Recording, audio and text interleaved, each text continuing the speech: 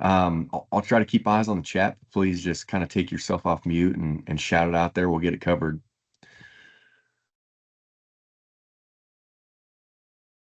So we're working on the pre-plan map, kind of the agenda today. We're going to start off on the pre-plan map. Hey, what do our occupancies look like? How do we make one from scratch? What's all the information we can put into a pre-plan? We're going to cover all the map functionality and then all these sub pages kind of under the pre-planning modules. So the organizer, great place to kind of filter the list down, list expiring items, how to create your own unit type. It's a lot of good stuff today. First thing I want to cover though are these green icons on the map. That just indicates we have an occupancy there. Now you'll see a red exclamation point top right of some of these, right? For example, if you notice, kind of this one off North Salado Ave doesn't have that. Really what that means, don't look at the exclamation point in terms of it, hey, something's wrong with it. It means there's some information in there. It's in a published status. This one, my cursor's on, it hasn't been into, like there's really no data. It's probably just an imported occupancy. Sometimes they do get imported as published, so just kind of depends on what you're seeing on your account. Now, the red exclamation point, like I said, it's published. There's different statusing of pre-plans. One of those is draft. If it goes into a draft, we're going to cover this more in depth here in a bit. But that little icon upper right-hand corner is going to be kind of like an orange exclamation point. So it just offers a bit of situational awareness to look at the map and understand the status of some of these occupancies. But if you want to get in one and kind of edit some details, for example, maybe we'll just go to kind of this commercial park over here and we'll pick on this personal health and fitness club. If we ran a fire alarm here or something and we were parked out on the office side, we just want to apply maybe a new contact in the Knox box. I just hit this icon.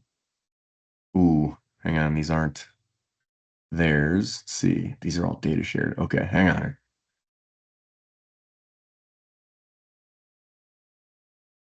That's probably why I'm over in okay, hang on here. Get to the right place.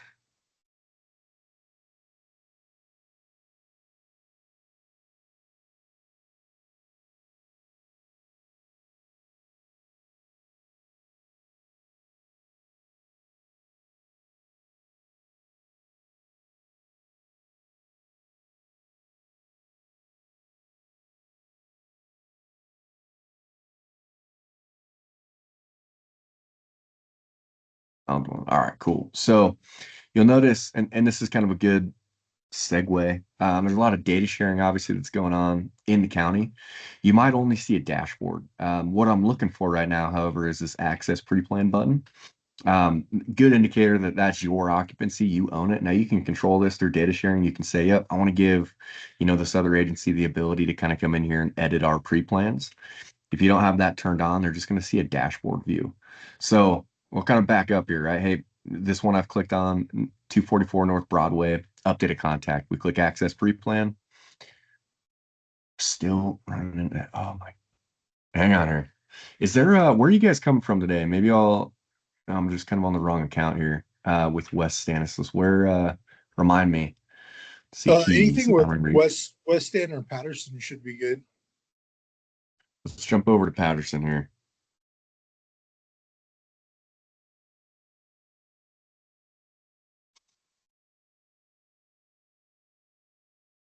Yeah, good. All right, sweet. Thanks for that.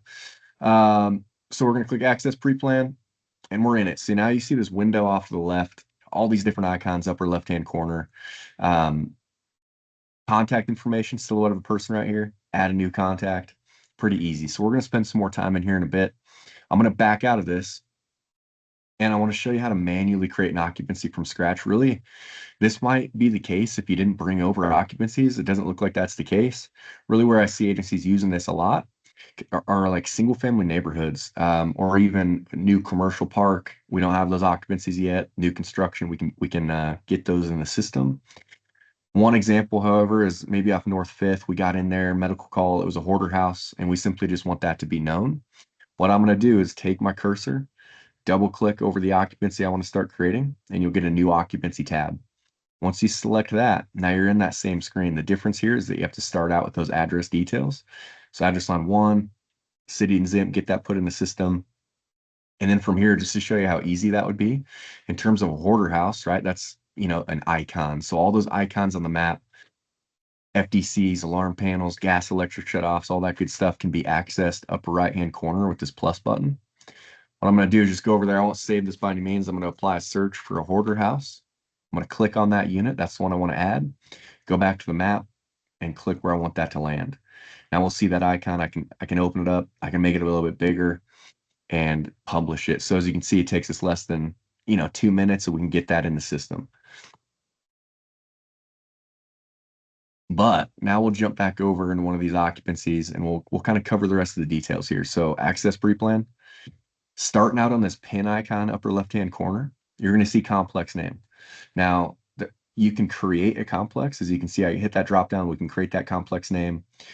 What this is about, though, is like, think of it in terms of grouping buildings together based on ownership. So, hey, these are all school district buildings. This is an apartment complex, and this is the name. We might have like 5 different occupancies that all share that similar complex name. So you can start assigning occupancies to a complex. Now, really where that helps you in current day, it's not going to change anything visually for you on the map. Really, all that's going to do is from the pre-plan organizer, you can go over there, you can apply a search, and you can say, hey, first do show me the occupancies that live in the ABC Plaza complex. It might weed the list down from 1,000 to 10 occupancies. So really just an easy way to get that list view of what you're referring to. Now, there are some cool enhancements coming to complex name in the future, like Q1 or Q2 of next year, that's going to allow you basically to kind of draw a polygon around a certain complex, and then you'll be able to update some information for those occupancies you've kind of traced. There's going to be some more visuals that First Use sends out about that, but it's going to be a great feature. And then all the way at the bottom of this screen, you'll see not shared location. This is pretty important, especially for you. If you check this box, you're going to keep this occupancy internal and you're not going to share that out. So again, back to data sharing. This might defeat the purpose of pre-planning. Why would I not want to share something out? But you might have a top secret building, an abuse center, single family home with some patient info and a caution note. So anything you need to keep internal, just understand there is a way, just with this checkbox. And then the home icon, I won't beat you over the head with all this information. You probably know, a lot of it speaks for itself. But as I'm scrolling down, you get your demographics, your info, area where we can get fire flow, access, construction information, occupancy loads, our fire flow tab, which we'll cover here in a bit, resource requirements, and a risk assessment tool. This is also known as an OVAP score. Now, I like to think of this as a big template. You're not going to see required fields next to any of these values. So it's simply up to you what you want to put in the system. I will show you a great section here in a bit. It's called field management. Through field management, which can be accessed under the admin bucket on the left-hand side, you'll see field management in here. We can hide a lot of this information. So really what I like to pose is after the call, spend some time in this occupancy detail tab. And if you have like an SOG for pre-planning, you can use that and basically go down this list and say, yep, we're not going to enter the year it was built. Let's get rid of this life hazard group information. This doesn't apply to us. And so you can really clean up this template and just produce a very clean version of what you're going to be using every day. I'll show you that. But starting from the top, right, you got description, you have your building style with all the inverse codes, property value and occupancy class for inspections, status, which is awesome, tracking occupancies that are under construction. They may be vacant and secured versus unsecured. You have some check boxes as well. So target hazard is one. All you got to do is check that box. You can then give it a reason. So hazmat, occupancy load, economic value. Now the is inspectable tag is really cool as well. You'll see that's checked. And what that's doing for us is actually pushing this occupancy over to our inspections module, and it's going to show up as an inspectable occupancy.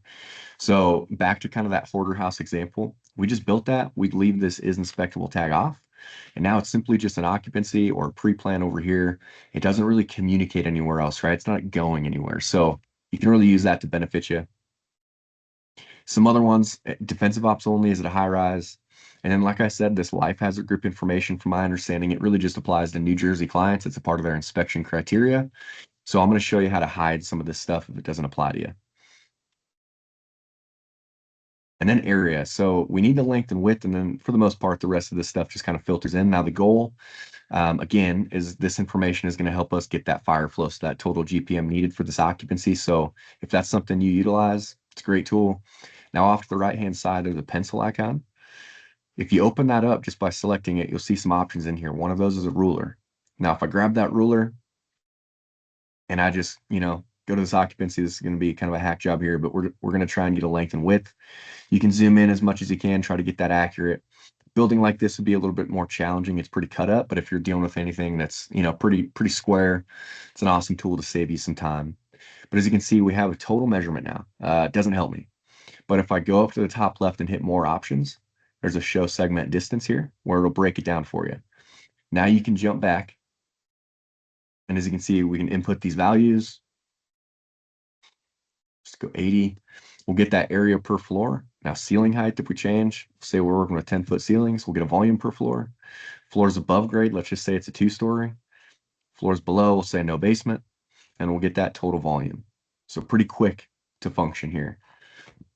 Or get rid of that measurement on the map just by hitting this ruler again, and we'll clear that.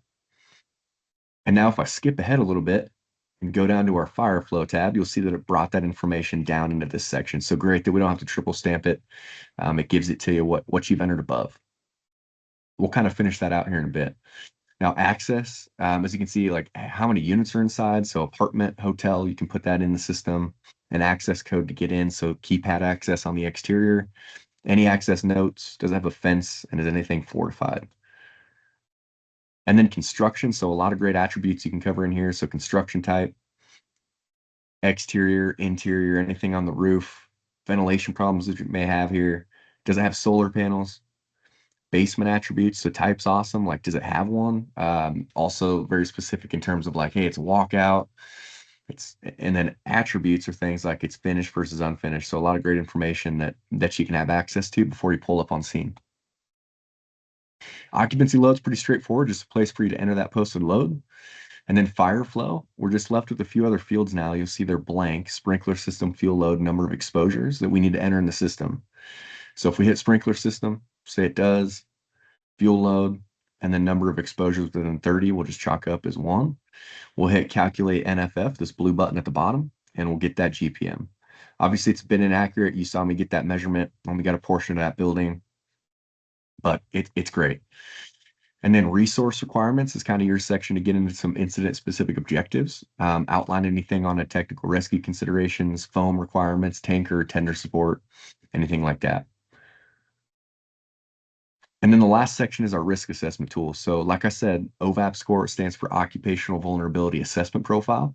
Kind of a mouthful, but really what this boils down to is when we hit calculate risk score at the bottom.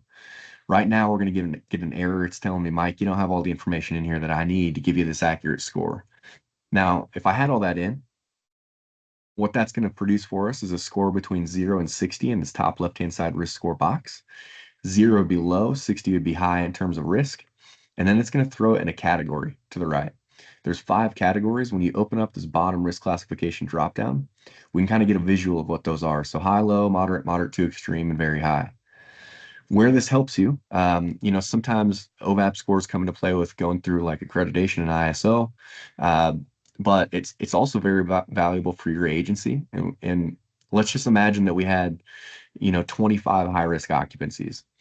It's going to take us a bit to search for that, but we can go to the pre-plan organizer, and it's simply just a filter. I can say, first due, just show me all of our high-risk occupancies. I can download that CSV file, ship it off wherever, and we can also do some bulk updates for all 25. Maybe one of those things is we just want to change that pre-plan cycle. We want those done every year. That's something we can easily do. Now, with that being said, with this risk assessment tool, you can hide it. It's not something you need or you feel is valuable for your agency, again, through field management. But you can also roll this out, right? So you can hide it for 2 years and say, yep, let's get the basics down of pre-planning, and then let's roll this out in our agency. But you can also manually place it in a category with this bottom risk classification dropdown. So we can say, yep, boom, it's a moderate risk. I can select that, and it'll throw it in that category for us.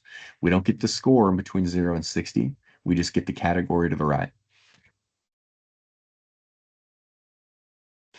Now the plus icon top left, right, there's 2 ways to add units. You saw me do it briefly from the upper right-hand corner. I'll show you both again. When we go to the top left plus icon and click add new, you'll hit a drop down. And then inside this drop down, you're going to see 189 different unit types. So there's a lot. You can scroll down, find what you're looking for. You can also apply a search at the top. So maybe we're looking for an FTC, right? I can go over here and search for it and we'll find it. Once you select the one that you want, the next piece of information it's going to ask you is, do you want to put any data behind that unit? So think of this data that we can enter. For example, connection type, maybe I just put in as a storts. You can put in a location description, file. You can add a file for every single unit type. Really where that comes into play is like a photo. So as you're out making this pre-plan, you can snag a photo of that FTC and put it kind of behind that icon. Now I'll show you where you can see this information in a bit, but it's very valuable. And then the zoom level all the way at the bottom, you'll see it set to a 9. When I open it up, I can change that from an 8 all the way to a 12. Now, what this is asking you is how far zoomed in over this occupancy do you want to get before you start seeing these icons show up and become visible? Really, this allows you to kind of clean up your map. So from a, pretty far zoom in terms of like elevation, your map's not very overwhelming, right? You have to get inside that zoom level to see these icons appear. I'll kind of give you an idea what this will look like. Now, I understand you probably don't know what an 8 looks like versus a 9, 10, 11, or 12. And one way that you can figure that out is on my map right here, right? If I zoom out, zoom in a little bit, maybe I get to this zoom and I'm like, yeah, this seems good. I want to get within this range and then have those icons become visible. Well, what is it, right? If I take my cursor and I go to the bottom right and hover over this plus and minus icon, it'll tell you. So right now I can understand it's the building level. When I transfer that information over to the zoom level dropdown, that would be a zoom level 10. So therefore we can set it at a 10 and I know it's going to be accurate according to what we were at on our map. I would click add. That goes to an unmapped item bottom left-hand side. So one thing you can do from here is you can kind of preload this box, right? I can go up, add a new unit. Maybe I want to add an alarm panel. I'm going to search for it again. Whatever, maybe we just want to put in the code, our ability to reset, kick it to a 10, add it. And as you can see now, we can just build out this box. So that's one resource. And then if we had everything down here, all I have to do is drag and drop each of these. I'm going to grab that FTC. We'll drag and just drop it. Same thing with that alarm panel. Now the other way you can add units, again, upper right-hand corner. It's really the same flow. I like doing it from this route. I get the logo that correlates with each, so it's a little bit easier to understand visually what it's going to look like on the map. But it's also easier to add as well. So if I just wanted to add like a gas shutoff or something, right? Search for it, just click on that one time, go back to your map, and then click where you want that to land. Bit easier. The one thing that you'll find is that you kind of bypass that informational screen. So to get in there, you can either click on this icon on the map and then click edit and apply those edits, or you can go to the left-hand side unit list, click on unit 3 over here and apply those changes. Now on the map, like I said, when we put in some data behind this FTC and this alarm panel, so when I click on it, that's where you'll get that kind of in a pop-up window. So as you're approaching, right, you get dispatched here. It's going to bring you to that map. All you can do is just, click on those icons and you get that information, which can be very valuable. Same thing with that alarm panel here. Now the plus button makes it bigger. As you can see now, we can just make that alarm panel icon a little bit bigger. Minus icon will make it smaller. The 2 squares next to each other is your ability to clone. If we hit that, it's just going to throw us another alarm panel on the map. So we could use that for a main versus an annunciator. But what you'll find with cloning units is for this cloned unit, it didn't pull over the information, so the code and the ability to reset. That is intended because each unit probably has some different information that goes along with it. So think of that as just an easier way to get a duplicate unit on the map. You'll still have to get in there and put that information in though. Last button, trash can, just deletes it. So as you're aware now, there's a lot. I'm going to show you in a little bit where you can control this list as well. So you can deactivate unit types and really clean up this list, right? So we're looking at 189. If you spent some time and went through that and said, we don't need this one, we're never going to drop it on the map, we don't need the audible bell, you can deactivate those and really just get this down into a pretty clean list. Now you also have the ability to set favorite unit types as well. So if we're always dropping in like Alpha, Bravo, Charlie, and Delta units, alarm panels, FDCs, we can simply just make those a favorite. and they'll be at the top of the list here. So you're gonna have an others category, and then we'll see favorites listed above. Now the triangle with the exclamation point right in the middle, this is our hazmat section. So if we had some sort of a hazmat here, we'll just pretend like we have a propane tank here and we wanted to link that to this occupancy. We click add new. There's two ways to look it up via the UN number or the chemical name. So if we know what the UN is, we can apply a search, find the matching chemical name, or we can go down to the chemical name field and just type in what we're looking for. So we're going to type in propane. We'll get a list to choose from. Once you choose the one that you need, it's going to load the UN number for you. Now from here, kind of a hack is this chemical name is pretty long. It's a bit overwhelming, and that's what's going to be in that pop-up window on the map.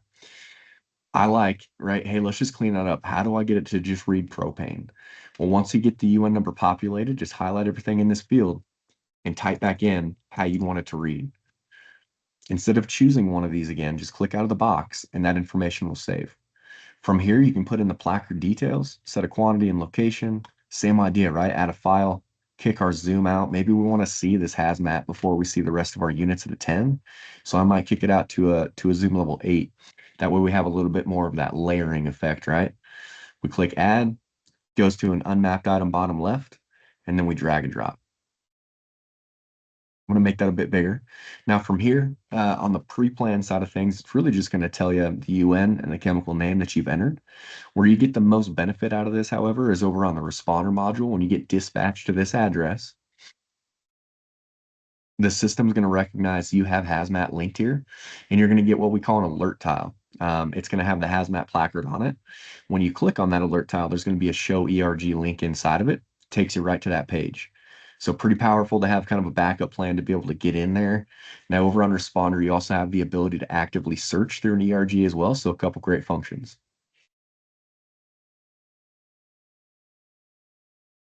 The silhouette of a person again is contact information. So you just got to click add new. There's a variety of different contact types listed here by default. So if we wanted to enter a property manager, we can put them in, add a phone number, and click add. Now again, pre-planning side of things, it's really just a list.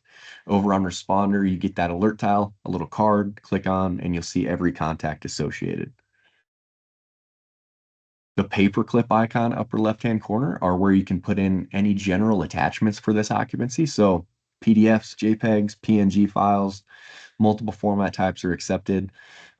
Really what this can be valuable for is if you're coming to first due with kind of any pre-existing pre-planned data, maybe it's on a PDF, it just gives you a place to put that in. Now you can also snag, another common form of an attachment I always see is kind of that building layout next to the alarm panel. Snag a picture of it, upload it here. The last thing I like to point out with attachments is they don't hide anywhere. Over on the responder side of things, they're actually one of the first pieces of information you'll see when you're dispatched. There's a dashboard button that gives you access to kind of your alert tiles, your building story, and any attachments you've put in the system. And then the level tool kind of looks like a DJ slider bar. This is how we can create levels to our map. So kind of just a different form of layering. Now, levels kind of basic understanding would be, we're always going to have a ground level. As you can see, upper left-hand corner, it says ground. But we can certainly create like a second floor, third, fourth, fifth, and so on, right? So maybe we have that high rise. Or, maybe there's just a lot going on each floor. Maybe this has a basement. Just work with me here. We'll pretend like it has a basement, and that's kind of where our elevator room's at. So if I click level in that level field, it's up to your terminology. So I'm going to type in basement. We'll click add. Now we have that level. We can start assigning units to it. Now the best way to do that is upper left-hand corner. Click on ground. When you select a basement, you're going to see all of those other units go away. They disappear. And that's as intended, right? We don't have anything assigned to that basement level now. But if I go up to our pre-planned units up here, upper right-hand corner, and type in an elevator room, click on it, drop it on the map where it lives. Now you'll notice that when I go back to ground, we don't see the elevator room. Click on the basement level, and it's assigned there. So whatever level you want to start assigning units to, the best thing to do is just operate on that level and then drop those units, those annotations, all that good stuff. The other way you can do it is if you click on that icon, let's just pretend like I dropped this on the ground floor. I'd click edit, and there's a pre-planned level mode. You'll see I have selected the basement. So just another workaround, you can select basement and click update. And now that unit's going to be placed on the basement level.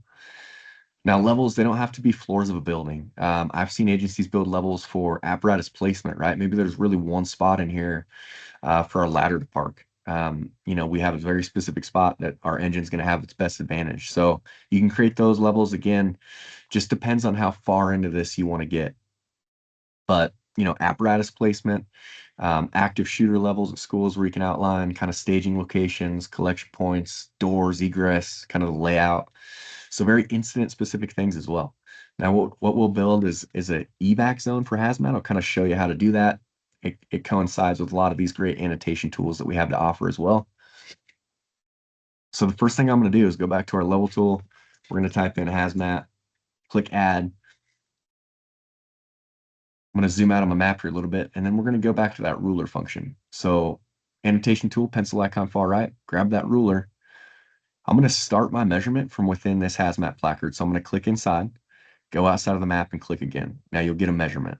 You can move it around. So change that. We'll get it to like 330 feet, roughly. Now from here, the next step, which is pretty crucial, and again, my goal is I want that kind of diameter, that visual circle on the map. I'm going to click Save Measurement, upper left-hand corner, and now that annotation is saved. I can use that as a guide, so I can go back to my pencil, grab the circle, click inside of our placard, and now I'm just moving my cursor to where it meets the end of that line, and I click to save, and now I know we have an accurate distance here. Now I can clean this up. I can customize it a couple different ways. I don't really need that line or, one of these text symbols. So go to the left. We're going to go to annotation 2, click the X next to it, confirm it. We'll get rid of it. I'm going to do the same thing for the line. Now this current text, maybe I don't like that location. Well, I can open it up on the left, annotation 1, and I can drag that wherever you want. You can also change the description. I just want that to read 330, feet. We'll just say initial isolation. And we'll drag it inside there. Now from here, this zoom level at the bottom, you'll notice with annotations, we can set them all the way out to zoom level 1, so very broad. I think that's a bit too broad for this, but we might kick it out to a zoom level 7 just to ensure we can still see that full distance as we zoom out on our map. So we'll kick it to a 7. We're going to click on the hazmat level here. I want to assign it there and click update. Now we just did that for the text. So let's do that same thing for the circle here. Open it up. Hazmat level, zoom level 7, but we can also fill the interior of the circle with a color via this fill color drop down on the left-hand side. I'm going to go there. I'm going to select a color. Nothing will change immediately, and that's because this transparency level right here is getting in the way. It's set to 100%, which is exactly what we're seeing. I find the sweet spot for this is about 60 to 70%, but at 60%, it allows us to really see that color. It pops out a bit better on the map. We can still see through it, see our occupancies, and I'll click update. Now using our level tool, go back to the ground level. We don't need to see that today, but we have it in case we need it. So it can be used for some of your larger hazmat facilities. If you have anything big out there, great tool to save you a lot of time on scene.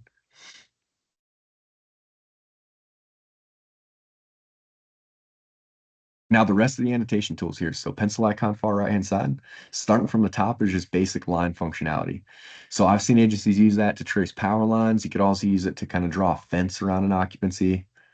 So if there were a fence running around this place, right, we just kind of draw that. Click on different points, move your cursor, and you can draw that fence. Now you can change the line color and the line width, but you can't fill the interior of this shape. We have the ability to do that. It's a different tool that I'll show you.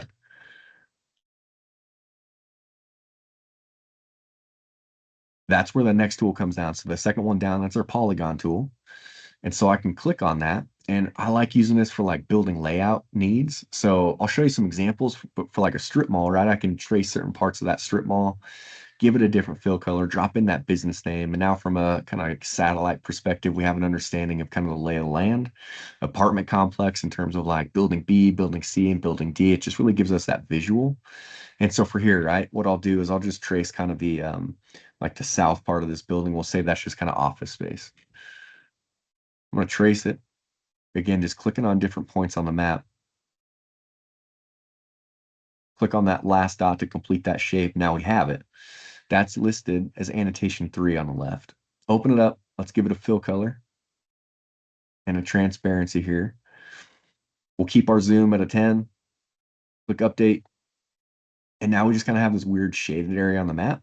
So what I like doing from here is drop in some text, right? Let's get some text in there so we understand what we're looking at. Annotation tool far right, grab the letter A, click inside your shaded area here. You'll get a text box at the top and you can type in office. We have that text now on the map. We can hardly see it. So open it up on the left, click on annotation 4. You can drag that inside. And then really what I like doing with text is give it a shadow color, right? We can see it pretty good, but you'll see a shadow color field here. Let's set that to like red, and it's just going to pop out that much more on the map. You can also rotate text, line it up with something very specific.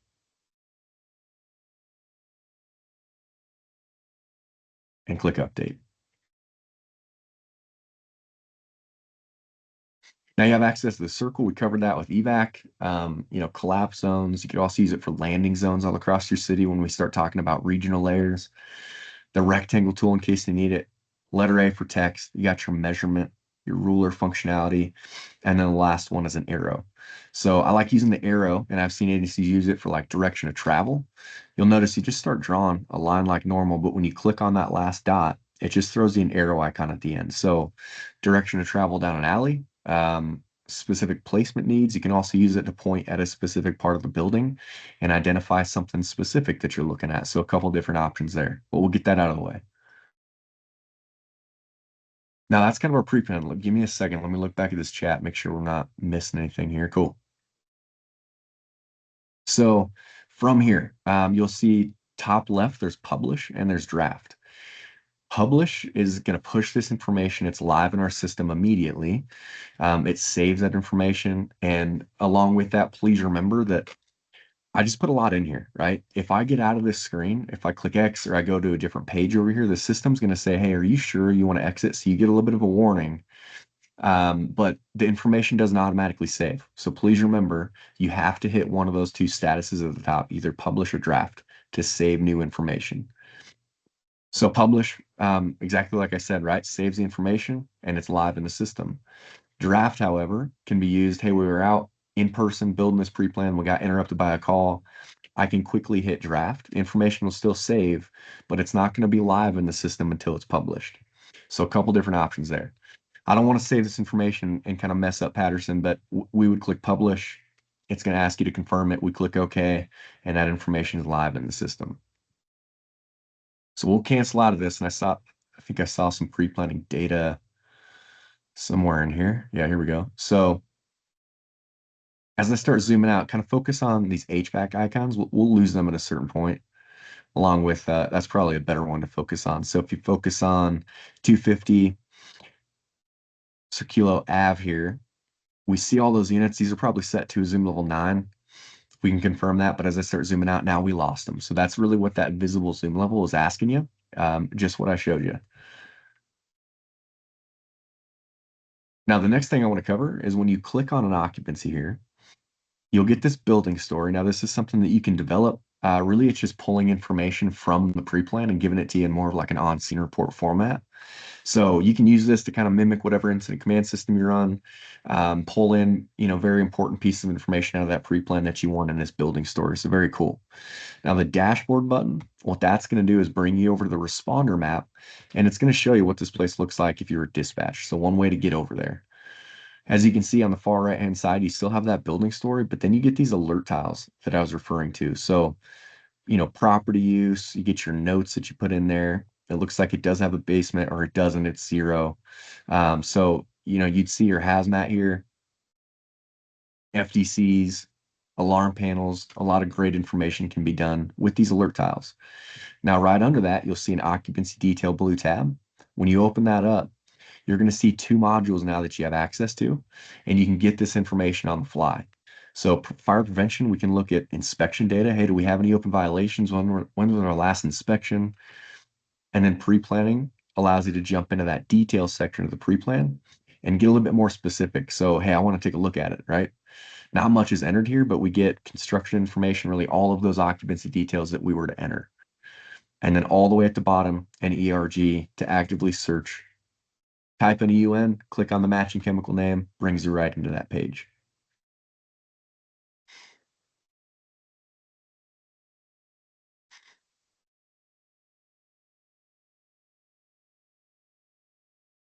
All right, we'll jump back into the map here. And then starting from the upper right-hand corner, layer tool, pretty universal logo, allows you to kind of clean your map up a little bit, right? So secondary addresses, we'll cover that here in a bit, referring to child occupancies. You can take your hydrants out of the way. As you can see now, our hydrants are gone. Pre-planned units, if you focus on kind of this riser valve, you can get rid of those. Hazmats are those placards, and then annotations are kind of those, shaded areas. So the polygons, circles, text, all that good stuff. And then regional layers. So we don't have any built with Patterson yet, but what regional layers allow you to do is build in these layers that are more incident specific or a little bit more broad. They don't need to be tied to an occupancy. So some examples of that would be like landing zones, boat launch sites, mile markers, access codes for, neighborhoods, apartments, a lot of great stuff that you can put on a regional layer, district zones, and I'll switch over accounts real quick and I'll show you some examples and visually what that's going to do for you.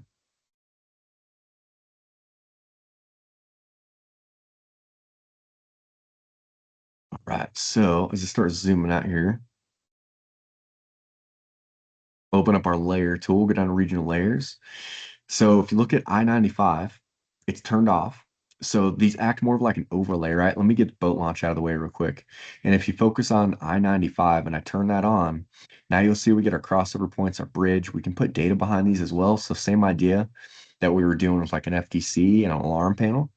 Mile markers, another great example here. But they just allow you to turn them on when you need them. So we're dispatched to an MVA, I-95, I can turn it on, and now we can understand our crossovers. Same idea with boat launch, right? We have very specific boat launch sites, so we can see those. District zones, we've traced certain parts of our district, gave them a fill color, and now we can understand that here. You could use this for like, flood zones, evacuation polygons, a lot of great examples in here. You'll see landing zones already turned on. That's that little red dot upper left-hand corner. So hopefully that makes sense. They're very broad. In my perspective, like we wouldn't want those tied to an occupancy. That just doesn't make sense. So it's a lot of those incident specific examples. Now to build one, let me jump back into Patterson here.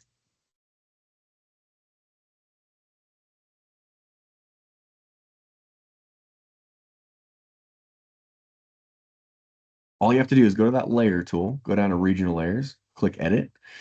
This is where you would see current layers that you have in the system, allow you to edit those, delete them, make some deactive, if you want to.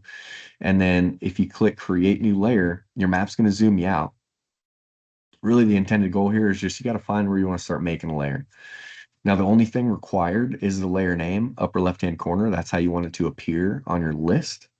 So give it that layer name. And then as you can see, there's really just two icons. You have your annotations, which can be accessed top right, all the same tools. The only one that looks a little bit different is the text with the two T's next to each other. And then you have your units. So click this plus button, add new unit, open up the drop down, and you have all the same units in here as well.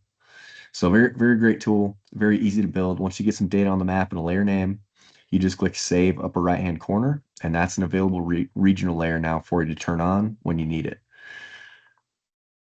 With regional layers, right? Pre-planning is where we build that, of course. So I can see them, I can access them over here. This is where I build them. But you'll be able to see those on Responder, web, and on the mobile app. Now the flag icon, the second tool down upper right hand corner, that's just a Google point of interest toggle. So if we hit that, we'll see all these points of interest. So a great way to kind of understand, hey, we're building the pre-plan. What is this place labeled in Google? And then we can quickly get that out of the way. The three lines with the three dots, that's simply just an exit button back to the pre-plan list over here. So if I hit that, we're back to a list view of all of our occupancies.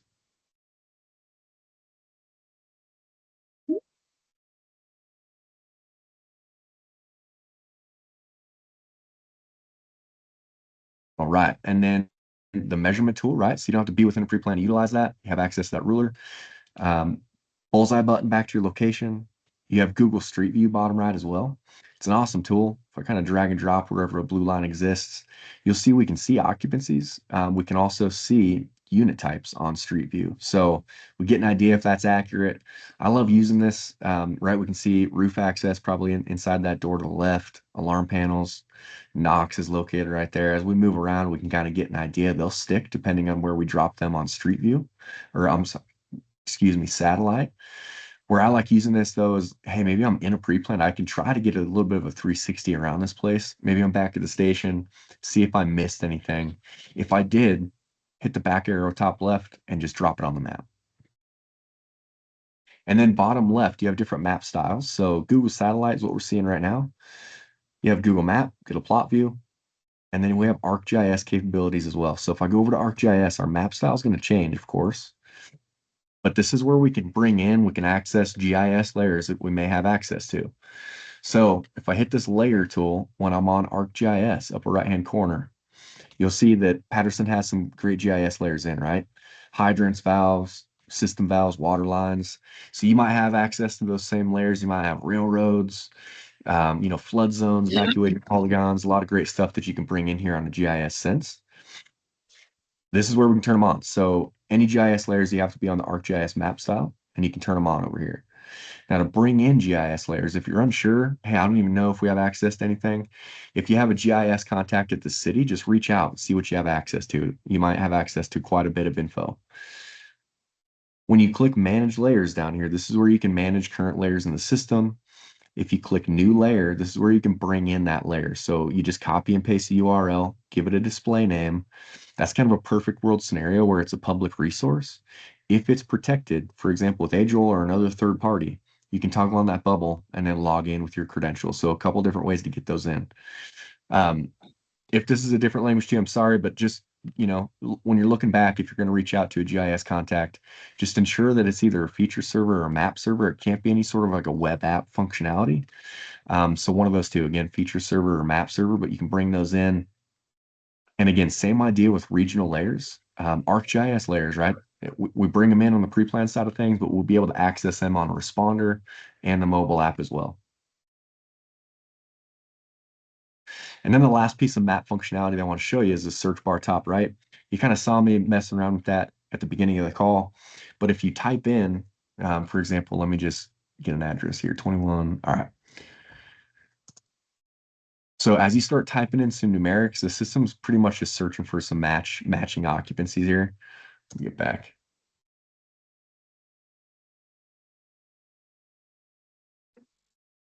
Maybe. Might be a lot. Yeah. All right. So to kind of give you a blue indicator, like, hey, this is what you've typed, showing you where it fits in the sequence here, but it's going to break it down between occupancies that you already have and then Google points of interest or Google address points, right? So clearly labeled, hey, this is an occupancy. Something else you might be searching in here might not have an occupancy associated. So it kind of gives you that breakdown. So you can search occupancies, Google address points, a lot of great stuff you can do up in that search bar too. All right. And then jumping over to the pre-plan organizer. So what you can do from the pre-plan organizer, there's a bunch. This is where we set filters. We can create saved views. First thing I want to cover though is under this address column, you'll see each address is blue. It's a hyperlink, right? When we click on that, this brings us into a place we call the occupancy record. A lot of great information could be done here, right? You'll see your modules that you have on your account.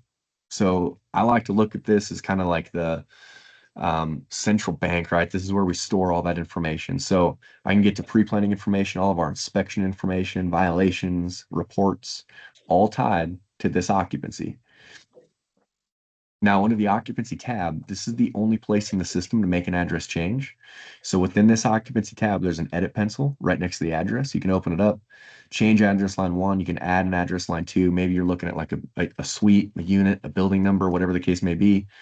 Update that. And then upper right-hand corner, this is a question I get pretty frequent is, hey, Mike, how do we delete a pre-plan? The long of the short is we can't.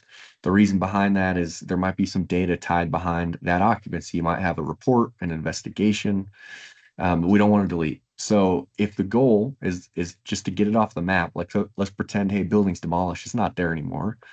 What we can do is this address status drop down top right, make it inactive. When you make it inactive and save it, it removes that occupancy icon from the map, and then it throws it in a specific inactive category that you'll be able to, look at later. Now, parent-child, before we get into actually linking those together, I do want to show you kind of a visual of what that's going to do. So let me jump over to this other account here.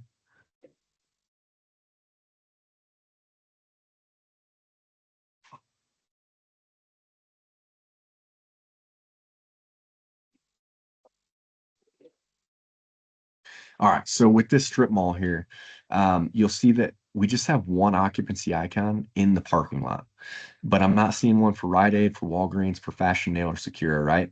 When I click on this main, this is the parent. Click on it, access pre-plan. Now we'll get our child occupancies in a little bit more of a list view. So, from like map functionality, this is very valuable. I mean, one of the main benefits is that it cleans up your map. So that's where I really like using parent child is, hey, I don't want to stare at those icons all the time. Let's make that a parent child. This also helps out your inspections team. Just by hitting access pre-plan, they can see what's all assigned to this parent, complete an inspection pretty quick. Now, if I click on Walgreens, it's going to show us where Walgreens is located. So now that icon becomes visible. So great functionality here. And that is where this secondary address toggle comes into play. So you'll notice it's on, turn it off, and those will go away. So a couple different ways to get those visually on the map. You can click on the parent, access pre-plan, or just turn on your secondary address toggle. So really when it fits, if it's a good candidate, in my perspective with parent-child, if you're looking at anything strip mall wise that has like the same address, for example, it might be, 350 East 7th is the main, and then Walgreens could be 350 East 7th Street, Unit 220. That's really when it starts to become a good candidate. But it doesn't have to fit that by any means. It could just be, hey, I want to clean this up. I want to clean my map up and go from there. So if we jump back to the organizer here, I'll show you how to link those. There's a couple different ways. Just for the sake of time here, if we pretend like 100 Ludlow is the child of 100 International, I know, streetwise doesn't really make the most sense, but just work with me here. Let me get rid of that.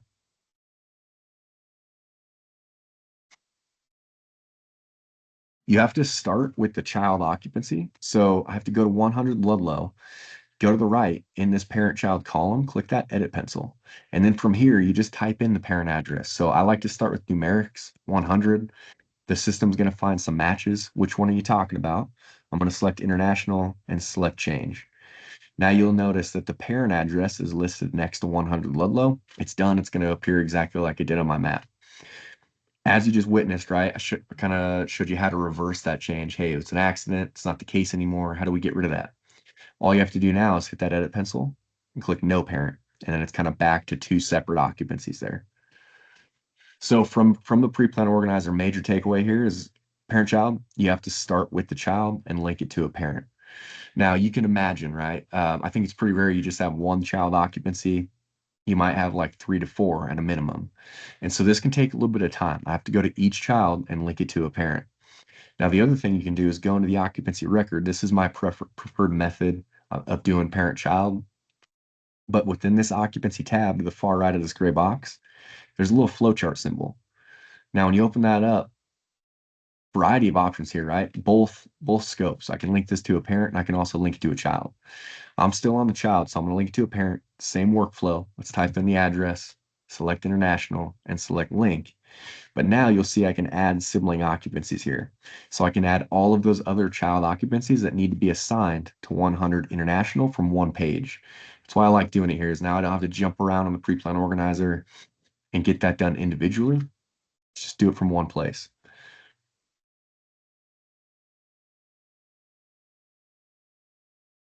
Right.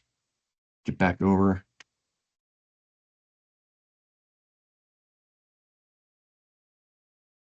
All right, you get your business name, assigning these out. You'll see that, hey, some of these are assigned to an individual. So let's pick on 10 Plaza Circle, right? It's unassigned.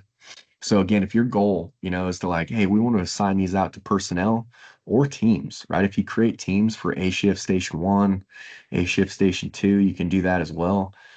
If I click this edit pencil, there's two workflows in here, user and team. You just toggle it back and forth depending on what you need. User list will appear here, toggle it over to team, and you have your teams that you've created. I'll show you how to create teams here in a bit. But easily you can assign those out individually. Now, another great feature to understand is the ability to kind of bulk assign. It's going to save you a lot of time.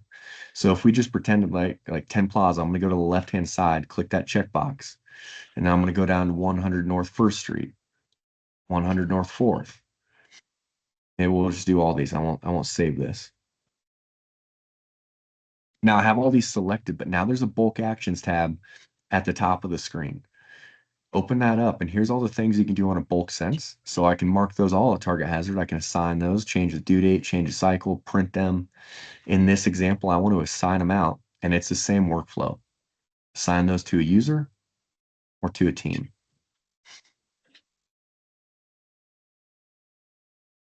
Cycle and due date. So cycle, you'll notice you can change this from, hey, how often do we want this pre-plan done? 1, 2, 3, or 5 years. And then due date allows you to get very specific. So if I open up this due date plus icon, hit the calendar view, we can get into a calendar. And I can say, hey, we're on crunch time here. This one needs to be done like end of December, right? So we can set a very specific due date as well. And then all the way to the far right, you'll see an actions column. And then under that, there's some different icons. Now, the edit pencil is simply just an easier way to find that pre-plan on the map. It's going to find the location, and then it's going to open it up on the left-hand side so we can easily jump in there. Whenever you see, oh, yeah, we'll leave out of here. Whenever you see this little rewind wheel, that means you have some history. And this is going to bring you into a place that it's a new enhancement. It's called the pre-plan change log. But when I hit this history button, we get into this pre-plan change log where we can really get detailed in terms of this history. So really where this is used is from like an agency perspective. Maybe we just have one, like a station captain that's in charge of kind of approving, just making sure like QA wise that the pre-plans are up to par. So we can see, hey, when was it done? Who was it completed by? And what specific page, like where was it updated from? This would show you pre-plan page, inspections page, all that good stuff. You can also hit this little eye symbol off to the right. It's a view, or you can actually look at what was done during this pre-plan. You have all the tabs top left, and you can see what was updated.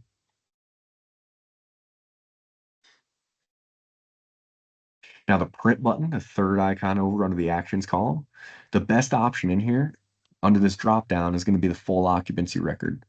Now I'm going to check that. We're going to say print.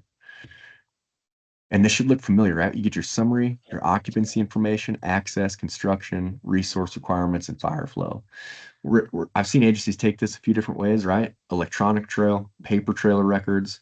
If you have anybody that likes to do paper pre-plans, right, this could also be another viable option for them to, hey, print 3 or 4 of these, load them up in the rig, and then maybe we want to go out, kind of put this stuff down on paper, flip it over. That's like our map view. Take this back to the station, plug it away on the map. So a couple of different options for you. And then the last icon over here, it looks like a Blockbuster logo. Just functionality wise, just so you know, that's just going to show you alert tiles associated with that occupancy. So a quick way to understand alert tile wise what you're dealing with. This doesn't give you any data when you click on these, but from the organizer, just able to understand what kind of alert tiles you have associated. Now, customization, right? What I mean by that are these columns up at the top. To control those, you just go to the show drop down upper right hand corner. Open that up. Everything that's checked here is obviously showing up as a column. So maybe the example is, hey, I don't want to see the last pre-plan completed by and at dates. We can see those through the change log. So I can just uncheck those. They'll go away. We can add anything that's not checked. Maybe that's target hazard, and that'll throw it to the column for us. So take some time, customize this for your agency in terms of what's kind of standard. And then you can also drag these around. So I can grab this target hazard header, and we can drag that all the way to the left if we'd like. Now, pretty important step is whenever we change either of those two things in terms of, hey, what columns I want to see or the orientation, I need to remember to save this view. And to save a view, you just hit the save icon top right, the little save button next to the reset button, and give it a view name. This could be your name standard. It could be Patterson, your actual agency. When you create a save view, you're going to start compiling a little save view dropdown, upper left-hand corner. I'm a visual person, so I'm going to show you what that looks like. I'm going to jump back over to this test account here.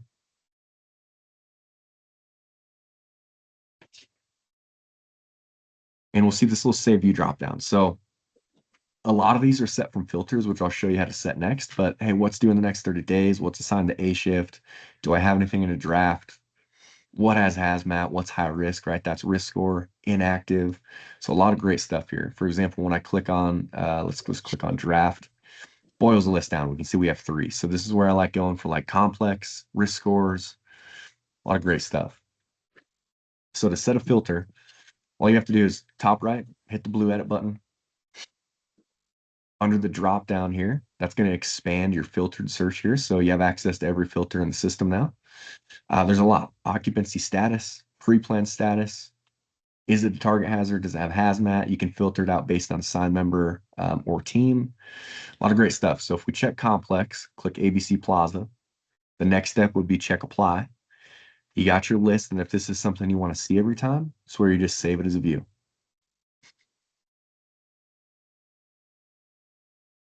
Now you can export this. What I mean by that is when you get to a save view, you'll see a little download button at the bottom. That's where you can export it as a CSV. It's going to give you really, if you imagine this being a CSV file, these columns would be associated there, created for you with the information. So you can control that. Maybe you're trying to download a very specific CSV file and ship that off somewhere. Get the columns you need in here via this show dropdown and then export it. And then my assign pre-plan. So when you assign a pre-plan out, when that user logs in, whether they were assigned a pre-plan on a user basis or a team, they're going to see what they're assigned to do here on the My Assigned Pre-Plan page. Tells them, hey, when's the cycle? When is it due? A lot of great information. Now down to the pre-plan list, let me jump back over to Patterson here.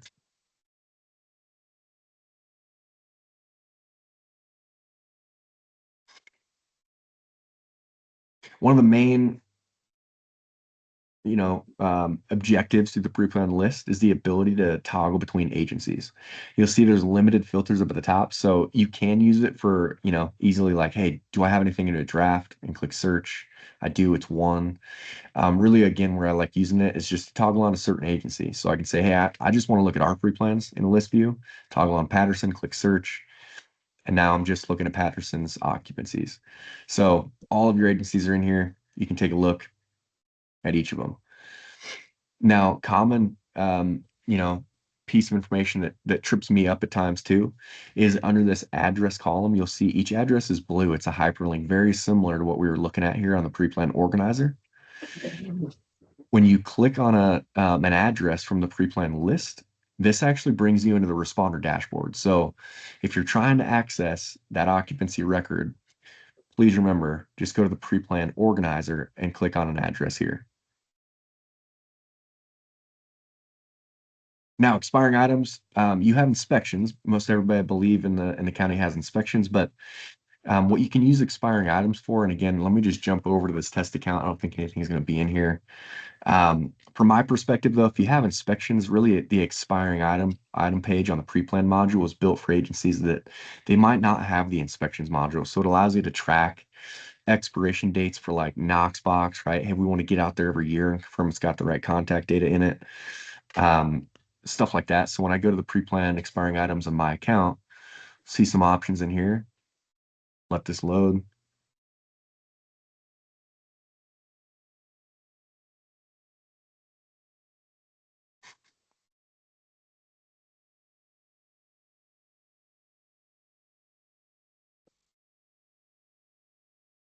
Yeah, like I said, riser, Knox box icons, right? You'll be able to see where those are assigned. So here we have Knox at 1255 Reardon Road. It's expiring on this day, and it's under user review. So it just allows us to kind of track some of that stuff. I've also seen, I mean, you can take this as far as you want. I've seen agencies track like road construction. Um, engineers can log in, see what active road construction they have in play. But to set these expiring items, when you go back to the pre-plan, so again, I'm going to go to the pre-plan map here. We'll just open up one of these occupancies. When we drop in a Knox real quick,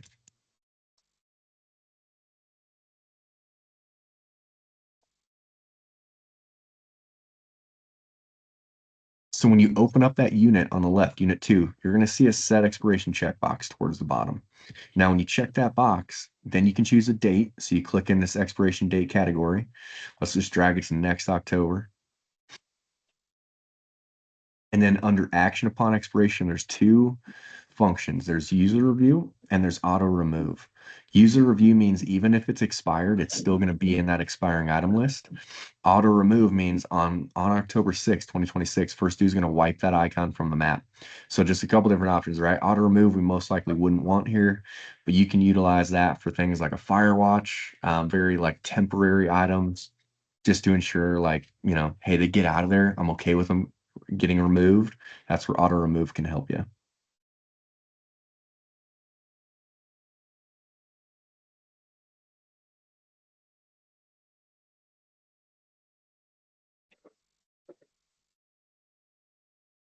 All right, and then down to pre-planned unit types.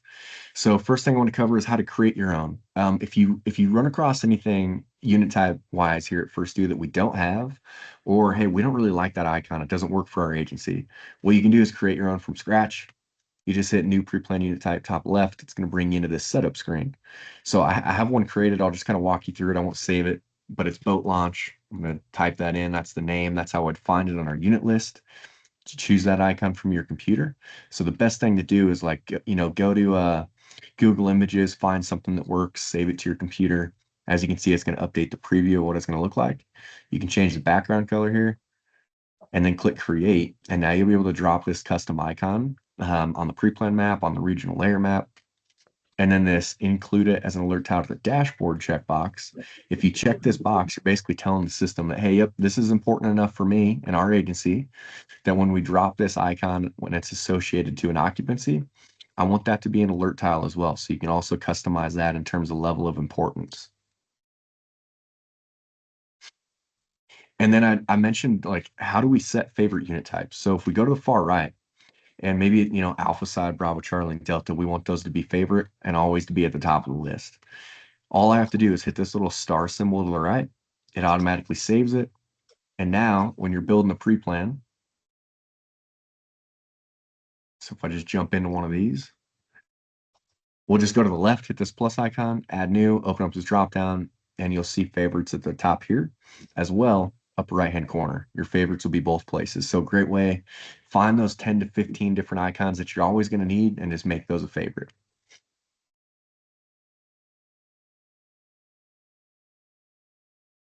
And then you'll notice the little X symbol next to each unit. That's your ability to deactivate some of these units. So again, right, very similar to like cleaning up that detail section of the pre-plan. Um, really, find some, hang on here.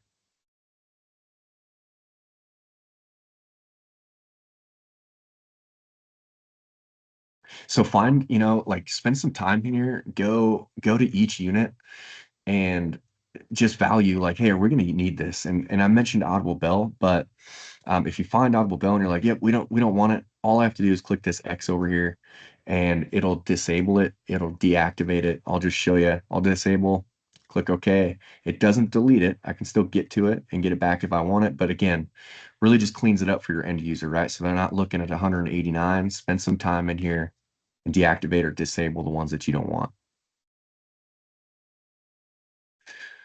All right, down to pre-planned setup.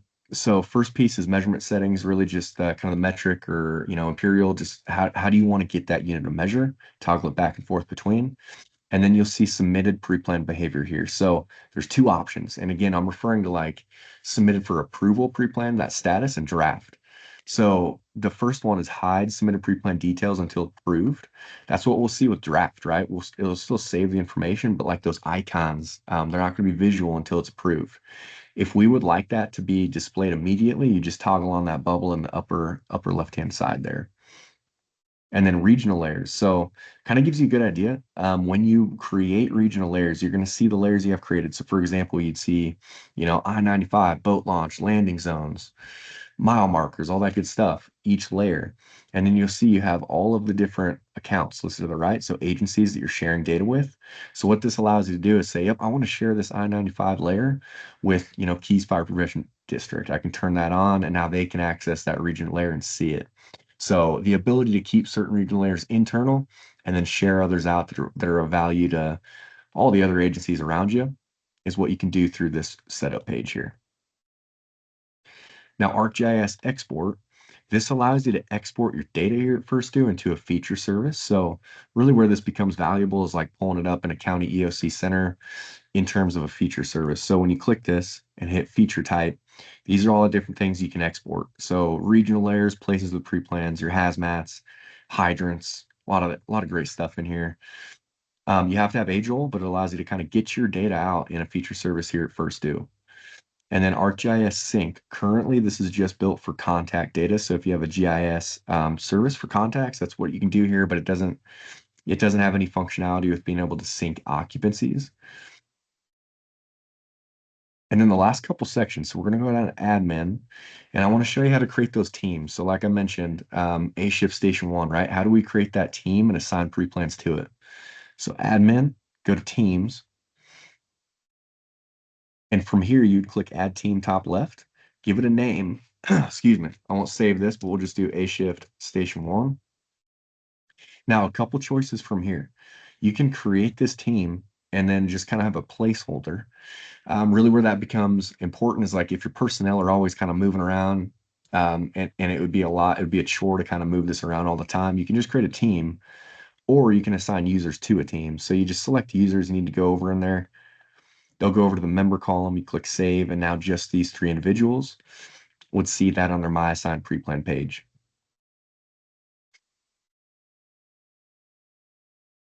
All right, and then I want to jump into field management again. Just to kind of refresh, right? I'm talking about some of that information within the occupancy details tab or section that you're allowed to hide and have full customization over. So the best way to do it is the label field at the top of the screen just kind of allows you to go in there, type what you're looking for. So I'm looking for life as a group information, right? I might only remember life. I'm going to type in life and click enter. Oh, added the wrong. So life, enter, cool. There we go. So we'll find it. Now go to the far right. There's a couple symbols under the actions column. If we wanted to hide this information, get it out of the way, I'm just going to hit this little person tag. In a second here, that's going to bring in the roles that we have on our account. As you can see, everything says update, which basically means we're going to see it. So all I would need to do is select hide from each of these roles. If I were to save it from here, and just so you know, this goes down. So there's a lot of roles in the system in terms of like standard deployed roles. So just make sure you hide it from all of them. But with them all hidden, we're not going to see it on our details section of the pre-plan. So we're getting it out of the way, cleaning up that template. Now you can imagine, you can also use this to say, yep, we have a CRR officer. Maybe I only want them to see this information and be able to update it. So you can turn it on, very role specific as well. Now the way the edit pencil works, probably a lame example, but I'm going to go up to the label field, type in roof covering. We'll find that value, but instead of hitting the person symbol, I'm going to hit the little edit pencil. Now that's going to bring in the roles on our account now, or I'm sorry, the values that live under roof covering. So as we can see, these are all the different things we would choose under roof covering. So you can imagine, hey, I can delete some of them. I can also hit this edit pencil and I can rename them. So terminology wise, we can really make this fit for our agency. If I see something in here that we don't have at First Do, you just click add and you can have and create a custom value at the bottom. So again, I highly advise spend some time here in field management, see what you can control and really clean up for your agency. It's a great section. The last thing that I want to cover, and to do this, let me just give you a visual real quick. I'm going to go to the pre-plan map. And this is referring to that risk score category. So I'm going to scroll down, risk assessment, calculate risk score. And if we want to utilize this, and I'm like, all right, warning alarm, let's start there. Let's get that entered. Well, I'm going to be searching for warning alarm in here forever. And I'm not going to find it. And that is intended. We don't include those risk score items with a standard deployment because not every agency is using it. So rather than dumping the system full of a lot of information, as you can see, this is agency specific. So you have to turn it on if you want to utilize the risk score. And again, the best way to do it takes place in field management. We're going to go to admin, field management. Instead of searching for each field in this label section, just go to the section dropdown. There's a specific risk assessment section. Check that box, click apply. And now you'll notice, hey, there's 23 fields that I need to turn on. And by turning on, what I mean is just hit this little person tag for the roles and make sure it says update. So you can see some of them are hidden, some of them are selected to update just based on standard deployed items. Fire department admin, which I'm operating on right now, has it hidden. So we would need to say update. So you just go, field by field for 23, turn it on, and now you're able to use that risk score.